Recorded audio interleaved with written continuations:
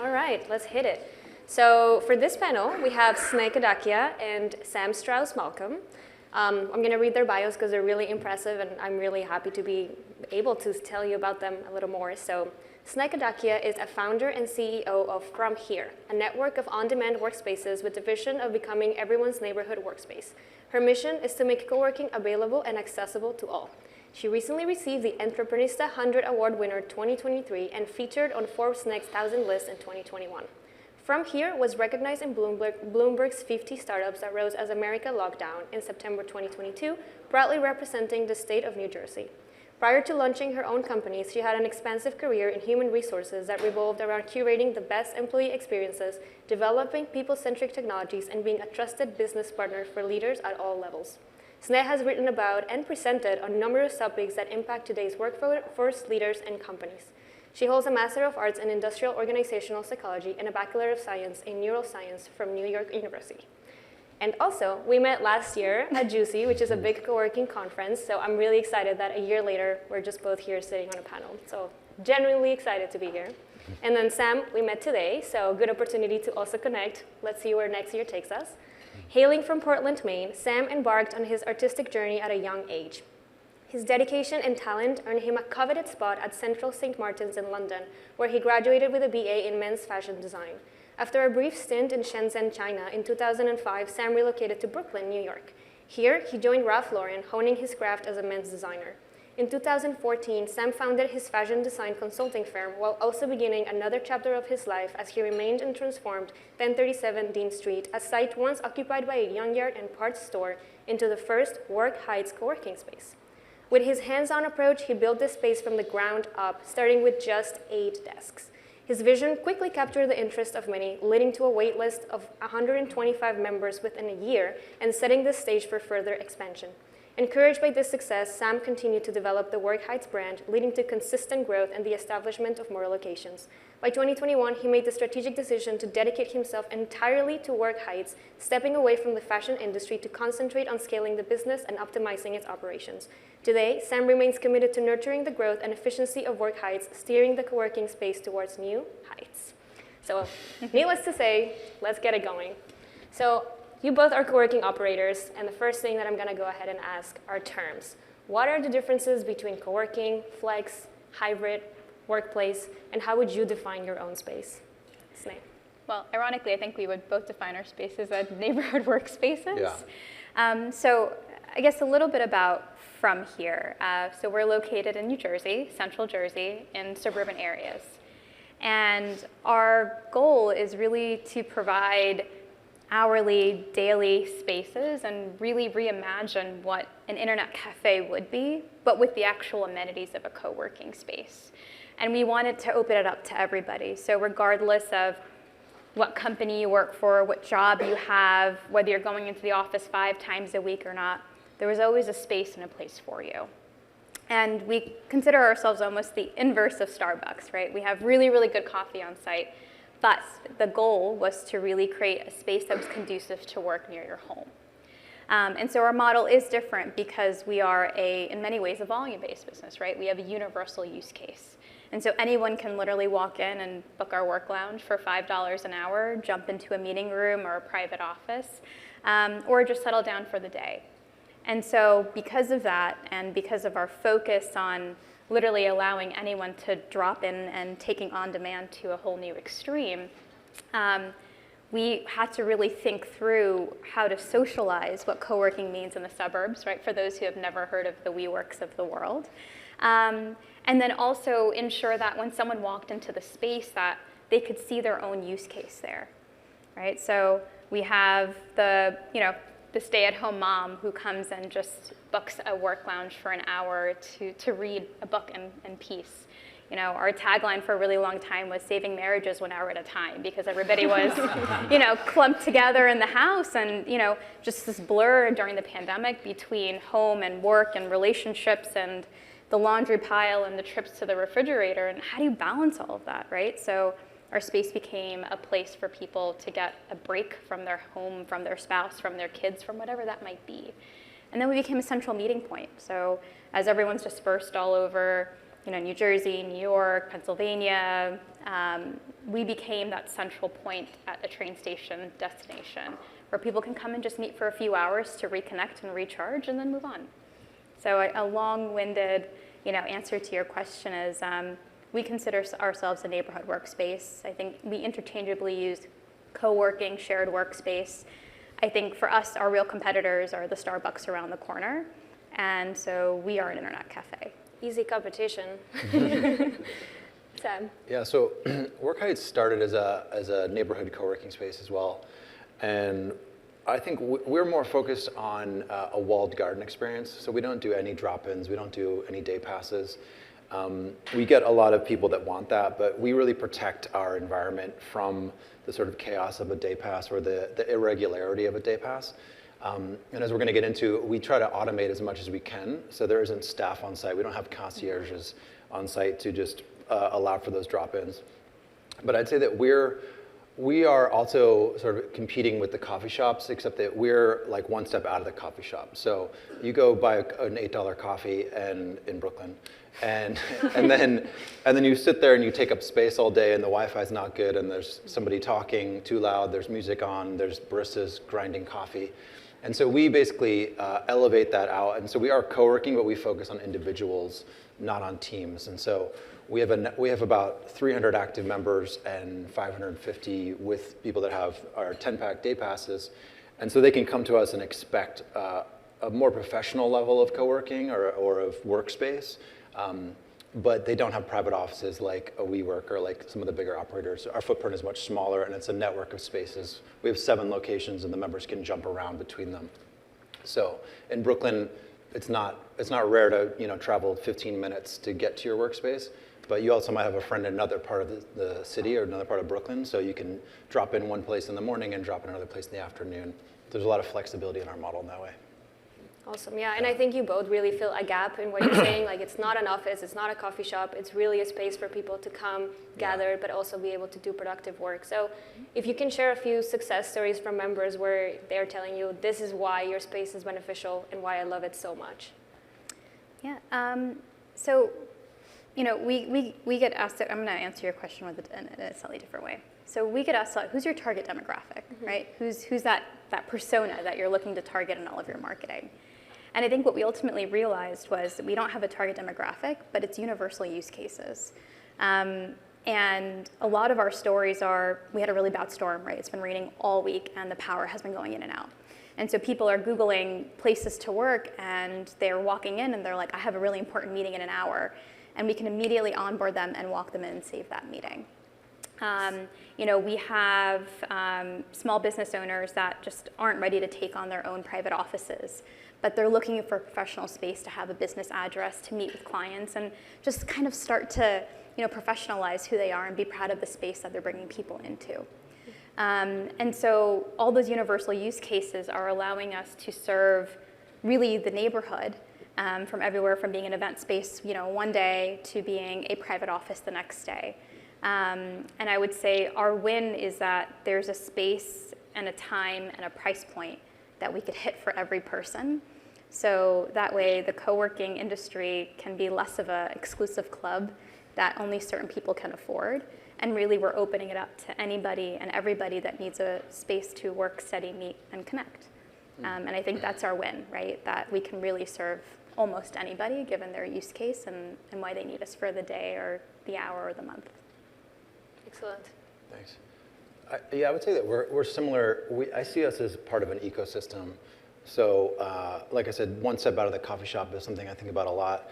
And whether you're a writer that wants better workspace or you're a new parent that wants to get away from your kid for a minute, or you're trying to save your relationship because you can't work with your partner in your same house. But that's the first step, and maybe if you are in a startup and you are a small business owner and you're growing, we can provide space for 1 to, let's say, 3, 4 people, but then we also fully want to graduate you to a real co-working space or like a bigger space that will sell you an office or rent you an office. So in terms of who our members are, it's super eclectic. I mean, it's in Brooklyn, so every industry you can think of, we have people. One thing that came to mind when you were asking that is like we have we have people that have finished screenplays and then made movies that they wrote at Workheights. And then we also have people that have were early in machine learning, doing AI research, using gaming models in like 2012. You know, I was giving tours, people learning like, oh, so you're using video game models to train AI on how to drive? And they're like, yeah. I'm like, oh, that's cool. Good luck. You know. And those kind of people like start with us and then go on probably to Silicon Valley and other bigger startups. So I like that we're a chain in that ecosystem. Yeah. And I'll add to that, right? There's something about having a space outside of your home or office. Like I consider us an economic development hub, right? We are an incubator for the neighborhood. We have 2 locations, one in Princeton, New Jersey, and one in Plainfield. Plainfield was our first location. Someone gave us a chance and we reinvested in the city. And we quickly realized that a lot of urban neighborhoods don't have spaces that are safe, reliable, internet, power outlets, renting out laptops, whatever that might be. But as important as, you know, food and shelter is, Wi-Fi is still there too, because it's rate limiting for a lot of folks from a job perspective or an education perspective if they don't have access to Wi-Fi or space. And so that became a part of our value proposition. And in the process, we started an accelerator program because we realized that people just wanted to meet other people in the community and realize that you're trying to do a dream and I'm trying to do a dream. Can we work together and fulfill that dream together? But I think you can look at our spaces as a physical space, but it's also a space for communities who don't have access to the WeWorks of the world to still come together, to connect and to do their best work in an environment that's accessible to them. That's really interesting too. And you've both covered the fact that, you know, the industry is going towards flexibility, towards being able to just come in maybe for an hour, maybe for one meeting, maybe for a day, maybe even longer. So how is your tech stack, and that includes all of your integrations, adapting and promoting this trend in your space? Right. So because we are a volume-based business and literally anybody can walk into the door, we had to ensure everything from you walking in to us creating your account, getting your credit card, getting you on the internet, and getting you to a room, because usually most people are running in, like, my meeting starts in 5 minutes, can you actually help me? To even the in-room experience. I think someone mentioned earlier about how hard it is to get on a Zoom call, right? So, you know, and I love my dad, so he's gonna see this as a compliment, but I built the experience for someone like my dad, right? Because I wanted them to be able to use the space and not have it feel like such a stretch, you know, to get from walking into the door to walking into a room. So we have a back-end stack that does our CRM. We now integrated Kisi, which I'll talk about in a moment.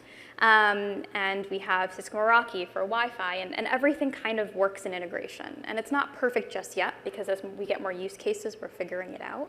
But our goal is from the time you walk in to the time you sit down somewhere, it shouldn't take more than 5 minutes. And hopefully in that process, you know, you've also been able to order a latte and sit down, and, you know, now you have what you need for the moment in time that you're in.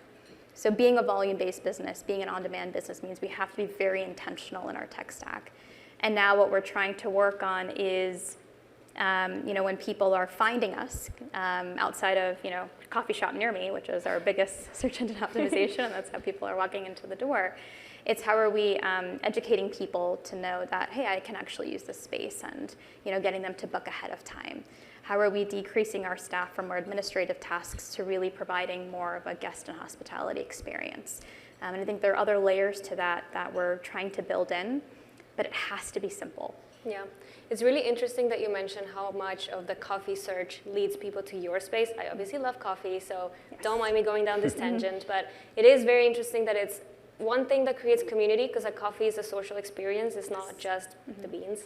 And that is what's bringing people into your space more than co-working near me or a desk near me. It's the coffee, and that goes to show that you really want to be in a community and around people as well. That's what it is, right? I mean, I always joke that the co in co-working stands for coffee, right? Because that's the connection point, right? And to be fair, right, by serving legally addictive stimulants on site, people are staying for longer, you know, they're spending more time there. I'm increasing my ticket from a $30 day pass to now someone who spent $60 on site because they got 3 lattes, you know, and a croissant. Right. But we're giving a better, more holistic experience for somebody. And then that's what keeps them coming back, right? And Sam and I talked about this. Co-working is a nice to have, it's not a must have, right? So on the list of places where you can spend your time and your money, the space has to be providing you value. both productivity, but also whatever else is that you're looking for that brought you in there, for them to come back. Because in my model, people are coming back because they want to, not because there's a lease or some financial obligation to come back. So we have to be very thoughtful from the technology to the experience on site, to ensuring that we have these very human touch points with people, while also trying to make the things that we don't need to be conducted by humans more thoughtful too. I love that quote of spaces need to provide value to you. So someone write it down because we're going to use it later. Sam, how about your tech stack and how you're providing value? Yeah, so as you read in my bio, I started it as a side project. My background's fashion design, and the design part, a lot of your design thinking resonated with me because I started with keys, like physical keys. That was my tech stack. We had 8 desks, and I was giving out keys. And then very quickly I realized that for this to grow and work, I needed to find much more automation. And for a long time, I was also kind of very scared of having employees, just who I am, and I just didn't want to manage people. And so up until 2020, I did the entire thing with one cleaner and myself. So for the first, 2/3 of my existence, I was doing it all alone. And so Kisi was one of the first thing we did was like get rid of the keys, start using Kisi. But for me, anytime I've taken on a vendor, especially I use Office R&D now, it's like, how do I make sure that this is going to be easy enough for myself or one person to operate it? So if there's any complexity in a system, I don't want to deal with it. Because my spaces are unmanned. They're just the salespeople come in and give tours, but otherwise there's nobody there on site. So everything needs to be super clear, and the user experience has to be super clear. So if the tech is complicated, it's not going to work. And so I got to the point with using Office R&D. They have an app and they have a web portal, which are not, no offense if anybody's here from Office R&D, but they're not beautiful, and the UX is horrible. So I built our own app, and so our tech stack now it really is our own app. Kisi's not visible to any of the members. It's all built in. So the UX I designed, the front end I designed, and I had one developer do the back end. And so in the same way that Michael from Accenture was talking about, that branding and that experience all is now in the WorkKites app. And so that, for me, that is the tech stack. There's things working in the back end, which I have to fiddle with once in a while, but maybe I'll talk to Hector about that later. And so I want to get more and more into the simplicity of the brand is the tech, and the tech is the co-working, and the space is just hand in hand, like hand in glove with that. Very interesting. I'm telling you, automation, APIs. Your APIs are great. Thank you. Yeah. They are. No, but that's also really interesting in the sense of, how much of a space can you have without staff? And I think that's one of the biggest debates in the hospitality, co-working industry is like, are you taking away from the community experience if you don't have staff? And how much of that can you actually balance out with technology? Which is actually the next question. How much can you automate in your space without taking away from the value? Yeah, I mean, I think we're on two opposite sides of the spectrum, right? So for what it's worth. Please. I would say, I guess outside of saving marriages, right? The other kind of tagline, I know, the other kind of running joke that we have is, need a ear, we are here, right, from here. And what we're realizing is that the reason people are coming in is they want to talk to somebody. They want that chat with our barista. They want to connect with someone at the water cooler. There is this need for community and connection. But I think what you and I both agree on is that the likelihood of someone walking into a fully empty, unmanned space, envisioning themselves working there, and then making a sell, that's not going to happen, right? Especially in the suburbs where not only are we trying to explain to someone what a co-working is, we're socializing the idea of co-working, right? And really showing that it can be for anybody and anybody that needs a space. And so I think when we think about the next evolution of from here, it's that personal part of the sales process where you're helping someone envision why a space like this works for them. But then it's meaningful touch points throughout the process so they feel like someone is overseeing their experience, right? They're not just walking into a space, going into an office, and now they're in the same situation they were in at home. But that being said, how do we utilize our staff in a way that they're bettering the experience versus kind of fooling around with things like, account creation and tech issues? So our goal is, how do we make our hospitality more meaningful? So the technology can pick up the things that we need it to, but without losing that in-person touch, which I believe, at least for our model, is critical to us continuing to keep people, retain people, and then also grow our brand and our product. Yeah, for us, my vision initially was to have a side project, and so I built the business to be as passive as possible, which was, I sort of went the opposite direction that I saw Google was going. Google was like doing free lunch and ball pits and amenities galore for the super elite tech workers. And that was becoming the norm in WeWork's heyday. It was like free everything, amenities, venture-backed, zero, interest, free money for everybody. Because I'm self-funded and bootstrapped, there was a budgetary restriction, but there was also this idea of treating my customers and my members as the adults they are. And so making our spaces automated was also about, you're an adult, like, we don't need to clean up after you every time you use a cup. Like, clean up your own dishes, because it's a community and it kind of has to do with our culture. I will say that Brooklyn is different than New Jersey in that it's chaotic. So people come in for an oasis. So rather than all the crazy energy of the city, they actually want a quiet workspace. And we really focus on focused workspace. And people love that. Like, they get so much work done. I get emails, I finished my book, or like, I've just started and it's amazing, I'm getting so much done. But what I also hear from them is, I haven't made any friends here. I don't have any acquaintance here, which I recently did a survey to get that information. And so my new sort of project is to get those connections to happen. And so we're doing more events. We used to do events that were like music and comedy, and now we're doing more events that are really about making a friend. And so we're kind of trying to beat the loneliness epidemic that everybody's probably heard about. Yeah. Not by interrupting your workday, but by giving you opportunities to have facilitated connections in a social way that are not just happy hours where we give you drinks, but I'm hiring facilitators to actually do the work of getting people to meet. And also to beat back the sort of AirPod culture that workspaces are in and that generally we're all in. One anecdote is sometimes I'll be in the space and I'll see people at the kitchen and somebody will be making coffee and the other person will be waiting to make a coffee or just doing something else. And I'll see them stand next to each other and ignore each other.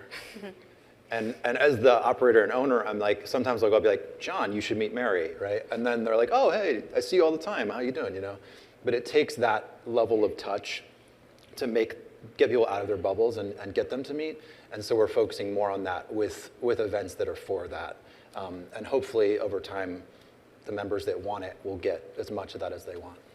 That's so interesting. And it's also one of the things that are facilitated by technology, which is, when are people coming into my space? Like, what's the best day to schedule something for someone to maybe not do the happy hour necessarily, but meet with someone else? So that leads me to the next question, which is, what are some of the challenges as well that you have experienced, not just as a business owner, but as a co-working space operator? I mean, as a business owner, that's a conversation over a drink. Now we need the happy hour.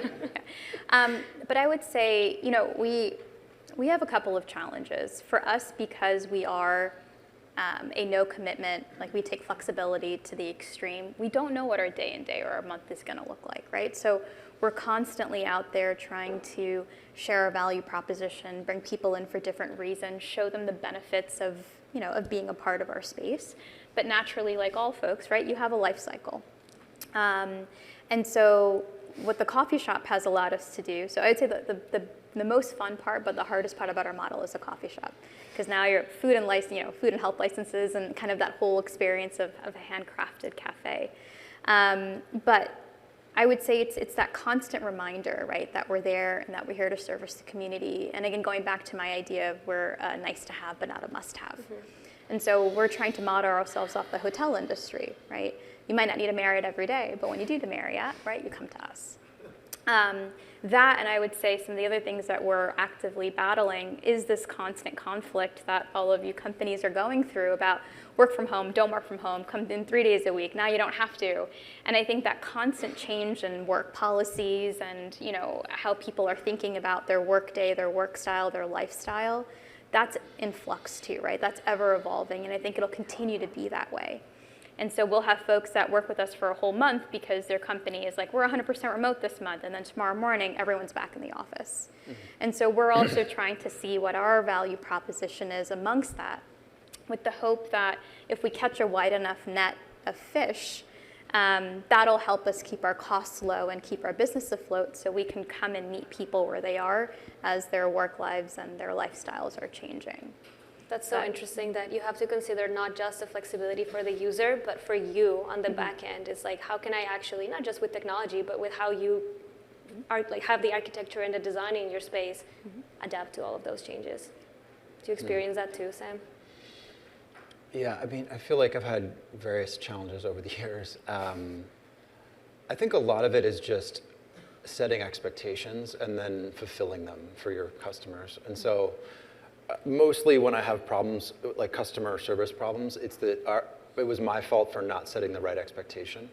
And because we're an automated space, maybe an issue would have gotten a little bigger than it would have if there was just a concierge there who was like, oh no, this is the Wi-Fi password, not that, you know? But yeah, I don't know if we have like a major pain point. I think I like to see all of our problems as just like pivot points. Yeah. So for me, during the pandemic, as an example, I thought, you know, we shut down for 3 months by mandate. And then once we reopened, it was like, will this be a thing? And it turned out to be the best thing for my business. I went from 3 to 7 locations post-pandemic. So I think the challenge is, usually within the challenge, there's an opportunity. Whether it's something you can learn or it's something that you can use to grow your business. Yeah, I always see an opportunity in there somewhere. And what are some of the best practices that you use, either to find those opportunities or to just basically ensure that you are flexible and that you are keeping up with the industry trends? Oh, I take a nap. It's a good I take a power nap, and then I wake up and I have a solution usually. Amazing. Yeah. Yeah. I didn't tell you that. Just That's where the best ideas come from. I'm the opposite. I just don't sleep. I'm just always thinking. Coffee. Coffee. I would say, I think as we've started to see more and more people utilize our space from these different use cases, not to repeat what you said in the bio, but we're realizing that it's no longer just about where people are working, but it's actually about when they want to work. And when we initially visioned this, we were like, we always want to be fully manned. We're only going to be open from Monday through Friday from 8 to 5. We don't want 24/7 access. We don't want to be responsible for people's belongings. We don't want to overcomplicate it. We just truly want to be by the hour, by the day, totally flexible. You know, bring your own device and that's it. And then you start to see the use cases come through, right? Where it's, my team is based out of, LA, and I would love to stay for an extra few hours. I only work on the weekends, or I run my main business during the day and my side business in the evening. I only need it 3 times a year, and here are the things, right? So you start to see this much wider net of people because we are really opening ourselves up to how can we service our neighborhood and our community. And I think that's where Kisi came in. So once we felt really comfortable with the type of people that were becoming members, the types of businesses that wanted to situate themselves there, we didn't want to hand out keys. We wanted to be very thoughtful about safety and security. And we also wanted to make an investment in that tech stack that we were talking about earlier, where someone can walk in when it makes sense for them. And we feel really comfortable because we vetted them out and they can be in the space.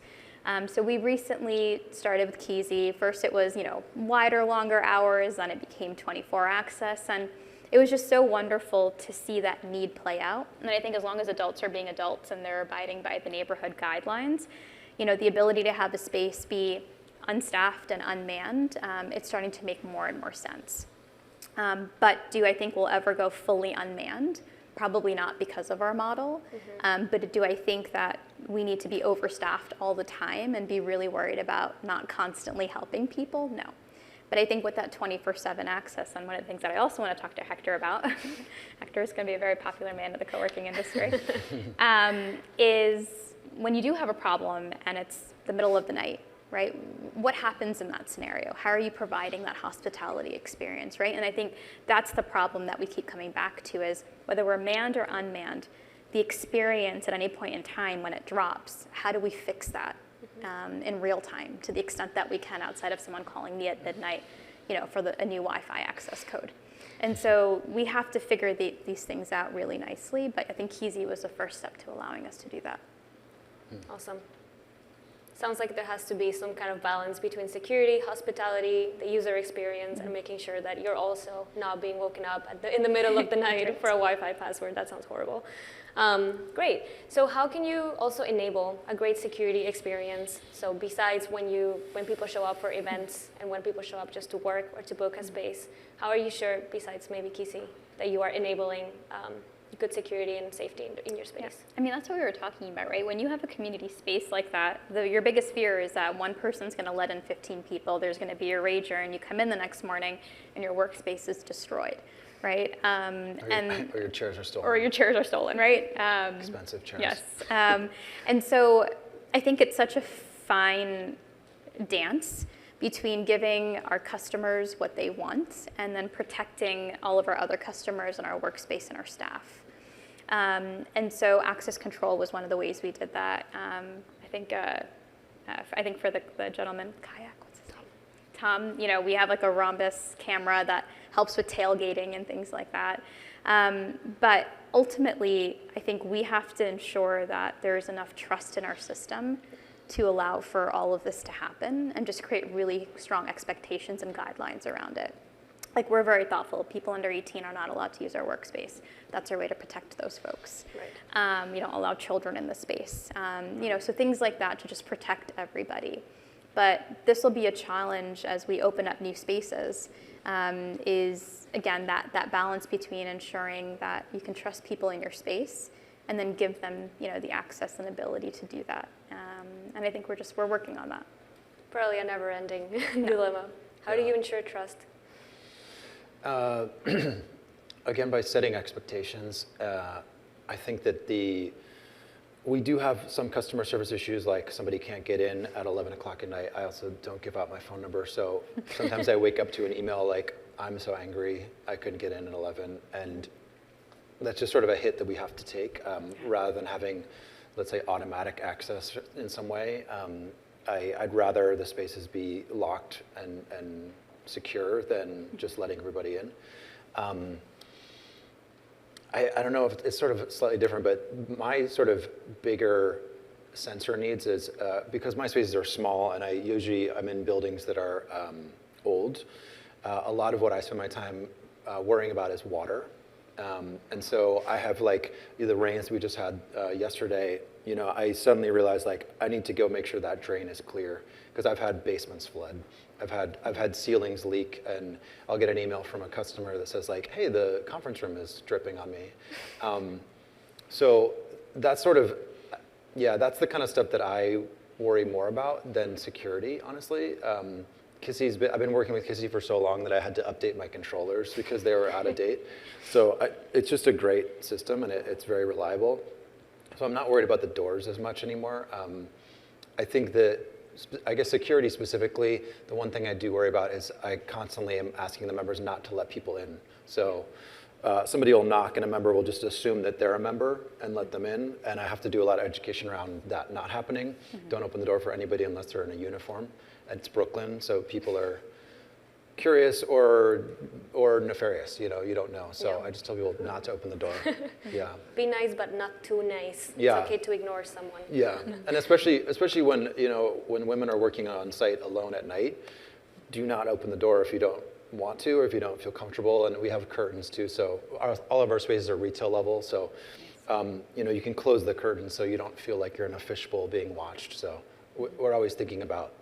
I think for me, security, I'm always thinking about the physical, weaker person who, if they open the door, would that be a problem? And how do I design a system where they don't have to worry about it?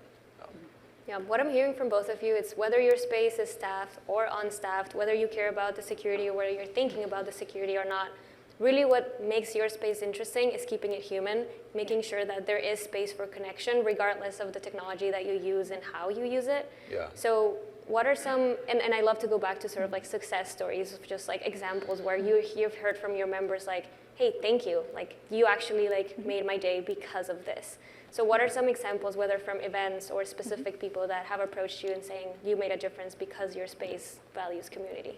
Well, actually, and it was actually after we installed Kisi, right? Well, because nice now, yeah, because when you're in the hospitality business, holidays, federal holidays, it's hard to constantly balance being, closed and unstaffed and being very considerate of all the other reasons that people need to be out of the office, but then disrupting somebody who really, really just wants to come to the space and work. And so Kisi allows us to allow our members to access a space when we're not there. So we were closed on Monday in observance of the holiday, and we all needed a break. But it didn't disrupt the day in the life of our customer. And I think what we're trying to do is just be really thoughtful about not disrupting people that need to work, being considerate of our staff, and finding like a really nice middle ground between the both of those. And I think as we invest more and more into different Kisi integrations and the integration, so we use Nexodus, that's our co-working backend. What does that tech stack look like that continues to allow us to do that? But that's really what the success is, right? The success is someone being able to walk into a space and use it and not have to think twice about it. And then finding different ways, right, during that lifetime of a customer to continue to add value to their lives. And I think similar to what you're looking to do, the stronger network effect we can create and opening up more spaces, the more flexibility we're giving people to go back to the when and the where, to really think about what their day in looks like and how we can be a part of it. How about you, Sam?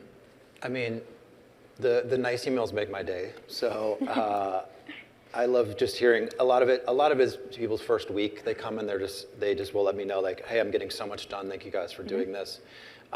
Coming from a fashion product background where I was designing jackets, I'm very much a product person. So when I'm in the space, I'm constantly updating it. And when I do an update and then I get a note from somebody like, oh my God, thank you for the new types of outlets you chose, or like the phone chargers you have, or thanks for putting standing desks in the conference rooms. Like, I just love getting that feedback, and I'm constantly looking to improve. So for me, I build the spaces myself, so I'm also like able to change things. So if something's not working, I'll change it. Just as an anecdote, when I first started, I would put couches in the space, 3-seater couches, and I found quickly that if somebody's sitting on a couch, no one else will join them. And so I got rid of the couches and I put 2 really comfortable club chairs, and now people sit next to each other and sometimes they talk. So like being able to do that kind of iteration and then get positive feedback for it is kind of what I really live for. I really enjoy that. Yeah, we're notorious for changing our furniture. Yeah. We're always moving it around, right? I think the beauty of the physical space is that you start to see the way people are utilizing it, and then you keep making the tweaks and the changes to make it better and better, right? Yeah. We have 5,000 square feet, and so if only half of that square footage is being used, one, it's a complete waste of money for us, but secondarily, that means that we haven't designed a space in a way that people are actively utilizing all the time. And so there is something about space design that plays such a big role in what we do and how we do it. And you're constantly thinking about the evolving needs of people through that time. When you go through thinking through the needs of people, is that feedback that you mostly get from the industry or from external sources, or do you really kind of like also take the time to listen to your members and understand, okay, in this particular space, for this location, for this profile of universal customer, this is how we're going to provide comfort? I mean, for better or worse, our guests provide us with a lot of feedback. Like they're not shy about it, right? Good, bad. They can walk into space and be like, hey, like you changed this or did this and it didn't really work for me, or so-and-so person, or I need this, or can you do this for me? But we're finding that when we give people the open platform to give us feedback and suggestions, they actively are. I am also in the habit of, I go and work at different coffee shops and co-working spaces in different cities and areas to get inspiration and be motivated to see what they're doing differently and how we can improve our model. The one thing that I can say is that we want to continue to be by the hour and by the day. From that perspective, we are a black sheep in our market, reoccurring revenue versus variable. But if we can figure out our value proposition and continue to iterate it as the external environment is changing, we can continue to serve the population and keep our prices low and, really be the universal workspace. And I think that's going to take just a lot of kind of fighting to make that happen, so we don't end up like the Regis down the street. No offense to anybody that works or at Regis. Yeah, I would say that with my spaces, I sort of built them without knowing what co-working was. And so I kind of built from scratch, and I did briefly work out of the farm and out of Impact Hub when it was downtown, because I had fashion clients in the city. So I kind of learned a little bit from them, but no one else, I'm sure there's people in other parts of the country who are doing this, but I've never seen anybody doing small footprint spaces. So for me, my biggest space is 1,800 square feet. So kind of figuring out how to use 1,800 square feet in a profitable way, but also in a comfortable way, was an iterative process that I've gotten better and better at. But yeah, I also do some ops research. I'll go sit at Bond and see what Bond's up to, or other co-working spaces. But I do a lot. I just did and I do annually a member survey, and it's pretty detailed. So the people that fill it out, and I usually get about half or a little less than half people will fill it out. So I'll get 150 responses, and then I just use it as a checklist of I can do this for you, I can do this for you, and then I give myself 20 things to do that members asked for to make it better. So. I'm quite happy. We average about 8.5%, 8.5 score out of 10 of people that would recommend us to a friend. So that's been pretty consistent for since I've been doing it. So I think we're doing pretty good. I'm always trying to get better, but we're doing pretty good. Yeah, and I agree with you, right? I think small format expansion is what I guess the industry officially calls it. That's the direction, right? So the one thing you and I have in common is that we are using retail spaces. We want to be, not to quote The Little Mermaid, but where the people are, right? We want to be in that mixed-use space where in a neighborhood, you have your dry cleaner, your nail salon, the kids' daycare, and you have a space that provides work-related activities. Totally. And you get that here in the city, right? You can throw a rock and either hit a Starbucks or a WeWork, but in our area, that's not the case.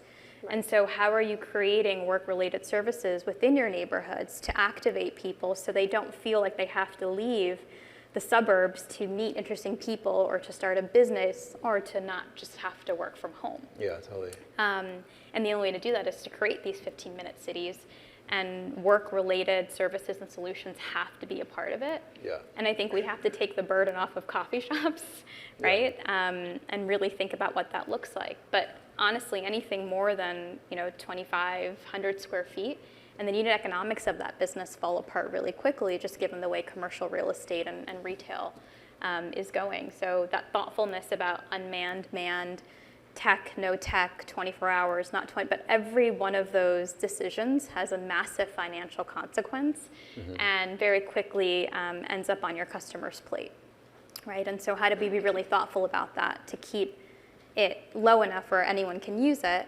but high enough where you have a profit margin that you're taking home, and it makes sense to be in the business in the first place. Yeah, the 15-minute city idea is big for me. Having gone to school in London, they call it a high street, and having a high street that has, it's maybe 5 blocks, and it has all the things you would need for your daily activities. I really modeled WorkKites off being part of the high street, and so most of my spaces are on the little commercial quarter in this Brooklyn neighborhood, and they are retail level. So I think it's just eventually I'd like to be in every neighborhood that could have one, because everybody has their high street, especially in Brooklyn. There's divided neighborhoods. Yes, people travel between them, but they go to their supermarket that's 3 blocks away. There should be a WorkKites within 15 minutes from you. But it should be part of the high street, not hidden. So you're part of the neighborhood and you're part of the neighborhood's fabric. And I think that interplay, even though the spaces are locked, so the public can't come in, the fact that the members can see out and the public can see in also integrates the whole idea of co-working into a neighborhood in a way that office space around here or generally classically doesn't, where it's very separated. I think work and life are mixed in a hybrid world now, and so it should also be mixed visually too. Love that. We are at time, so I do love that we close with the high note of making sure that your space is also part of the community you're in, because that really what creates the neighborhood and what translates security internally just from the outside. So Totally. questions? Yeah, so really fascinating. I really enjoyed the book. I have two questions. One, so you both mentioned books that are being written or companies that are in there. Have you thought of putting that somewhere? One, to give the authors visibility, to give the companies visibility, and maybe testimonials on the website, or the things that also motivate others to say, oh, maybe I should write my book here. That's one thing. So you get visibility, you might get in their acknowledgments of their book, whatever. The second was, you mentioned facilitate, you have facilitate things to get to people to make more friends and things. Can you give an example of like an activity that you've done? Yeah. Yeah, so I just designed, with a friend, an activity that's happening tonight, actually, for the first time, but it's called the Popcorn Positivity Power Hour. And it's an hour. We're going to make popcorn. We give away microwave popcorn as one of our snacks. But it's a facilitated opportunity to meet 3 people, and the facilitator will basically get people to pair off and then give them prompts to talk to each other. And so it's like almost a speed date social experience. Keep it positive, eat popcorn, and have fun. And by the end of it, you'll have met and really gotten past the small talk with 3 people. No alcohol is provided, so you could bring your own, but things like that. And then we also do other events that are more work focused, like we have a Saturday super session, which is a full day of work sprints separated by dance parties and mutual coaching at lunch and stretch breaks and a small meditation mixed with like 45 minutes to an hour long deep focus work sprints. And those are amazing. Like people get so much done, and by the end, they're also all friends. Those are 2. And we have testimonials on our website to answer your first question. So, the great Google reviews we just put on our website. Yeah. So same as the latter. Yeah. But we're interesting, right? Because he's created this kind of constant reoccurring community, where for us you might just have come for 1 hour because your power went out. And so in that moment, we know that, we helped you in some way, shape, or form. But we did a couple of things. I said formally back to the accelerator program, right? We brought together 20 entrepreneurs that otherwise, right, weren't connected, and they went through this year-long project and pitch competition to really elevate themselves and realize that they didn't need to leave their neighborhood to be able to be successful and to have the support of each other. But we've also done like jazz nights where we had an incredible trumpeter come in for a cup of coffee and a 70th birthday party. And the next thing you know, we're running these like jazz nights and bringing the community into our workspace, right? Without the need for work. And I think what we're realizing is that, yes, we lead with your community workspace, but we're really your neighborhood clubhouse, right? We're the place to go outside of a coffee shop or a restaurant to find the different needs and wants that you might have.